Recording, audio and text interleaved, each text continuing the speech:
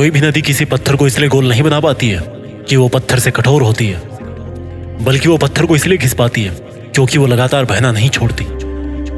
अगर आप में कोई टैलेंट नहीं है तो आपकी जिंदगी भी उन महान लोगों की तरह है जिनमें भले ही उनकी जिंदगी के किसी मोड़ पर टैलेंट नहीं था, लेकिन वो जानते थे कि हार्ड वर्क बीट्स टैलेंट। आप आज अकेले हो सकते हो अपने जीवन के संग्राम में, आप आज अकेले हो सकते हो इन परिस्थितियों की बरसात में, आप आज अकेले हो सकते हो इस 800 करोड़ की दुनिया में, आज आप अकेले हो सकते हो इस पूरी कायनात में। बट यू नो वॉट, आप वो इंसान हो जो किसी और के दम पे नहीं बल्कि खुद के दम पर नाम और पैसा कमाने के लिए पैदा हुए हो। अगर सर उठा के जीना नहीं सीख सकते ना, तो कुछ ऐसा करो कि सर उठा के मर सको। जब मैं छोटा था तो कुत्तों से बहुत डर लगता था, और जब हम कुत्तों से डर के भागते हैं तो वो हमें और काटने के लिए पीछे दौड़ते हैं। सेम कहानी जिंदगी पर अप्लाई होती है। चुनौतियों से दूर भागते रहोगे तो चुनौतियां भी कुत्ता बन के पीछे दौड़ती रहेगी, लेकिन एक बार पूरी हिम्मत करके अगर आपने ये जता दिया कि आप उस कुत्ते से बड़े हो, आप उस कुत्ते से नहीं डरते हो, तो वही कुत्ता आपके पास में आके दुम हिलाने लगेगा। अगर आप किसी भी मुश्किल घड़ी को पीठ नहीं दिखाते हो, डट कर उसका सामना करते हो, तो उसको आपका गुलाम होना ही पड़ेगा।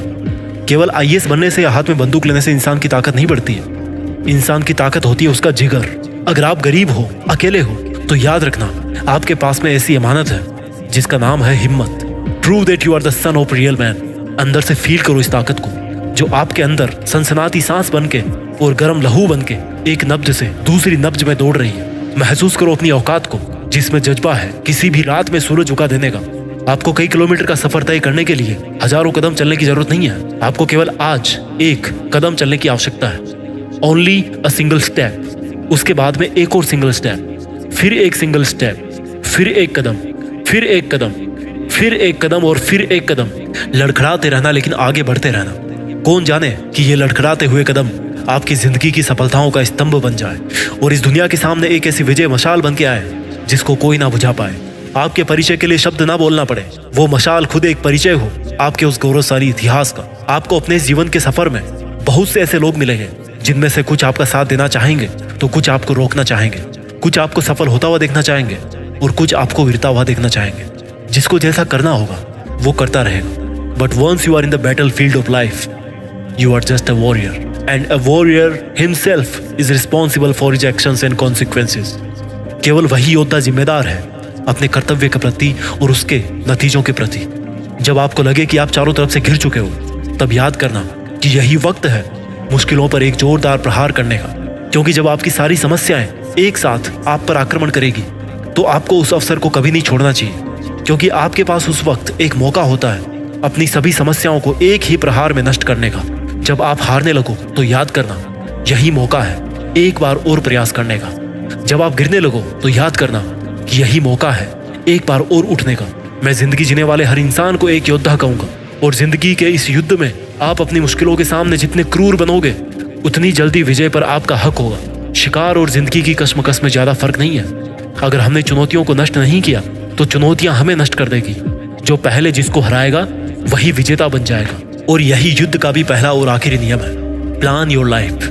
जितनी सुनियोजित आपकी रणनीति होगी उतने सुदृढ़ आपके कंधे होंगे, और ये कंधे गर्व से भरने के लिए बने हैं। इस उम्र में झुक के बैठ जाना आप पर बिल्कुल भी सूट नहीं करता। जिस व्यक्ति का ऐसा गौरवशाली इतिहास बनने वाला हो, उस इंसान के लिए एक पल भी टाइम वेस्ट करना जस्टिफाइड नहीं है। अपनी समस्याओं से नजर हटा के दूसरी तरफ देखो। उन समस्याओं के सैकड़ों हल प्रतीक्षा कर रहे हैं कि आप उनमें से कोई एक चुनेंगे। अरे मैं तो भाग्यशाली कहूंगा उस इंसान को जिसने इतनी कम उम्र में दुनिया के इतने रंग देख लिए कि उसके सामने अब सब दूध का दूध और पानी का पानी नजर आ रहा है। जब जब आप उस मुश्किलों भरी अंधेरी सुरंग से गुजर रहे होते हैं, तब तब उस सुरंग के दूसरी तरफ एक श्वेत आकाश गंगा आपकी प्रतीक्षा कर रही होती है। समस्याओं की सुरंग के उस दूसरे छोर पर आपको उन सुनहरे सितारों से भरी वो चमक दिखेगी जो आपकी पूरी थकान को एक ही पल में नष्ट कर देगी। वहां पहुंचकर सबसे पहला विचार आपके मन में यही आएगा कि साली ये सुरंग थी तो बहुत काली, पर मैंने इसको पार करके दिखाया।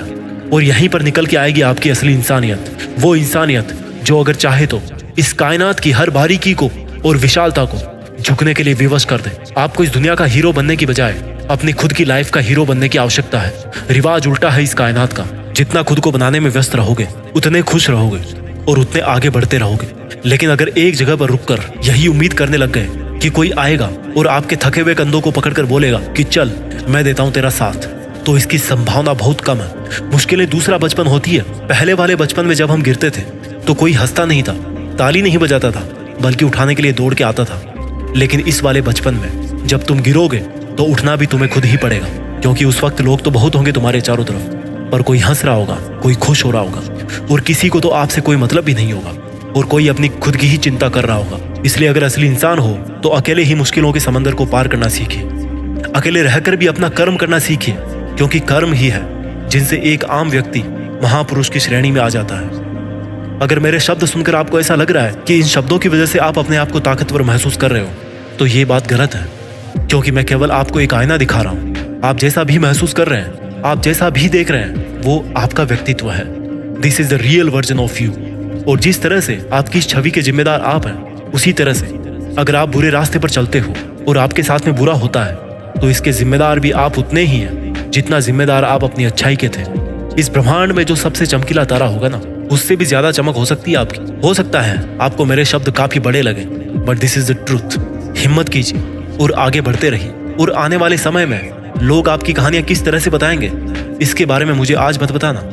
जब सफल हो जाओ तो आना इस वीडियो के कमेंट सेक्शन में और एक बार जय हिंद वंदे मातरम लिख देना, क्योंकि आपका मकसद होना चाहिए समाज में खुद का ही नहीं बल्कि दुनिया में देश का नाम करने का, इस देश के गौरवशाली लम्हों का हिस्सा बनने का।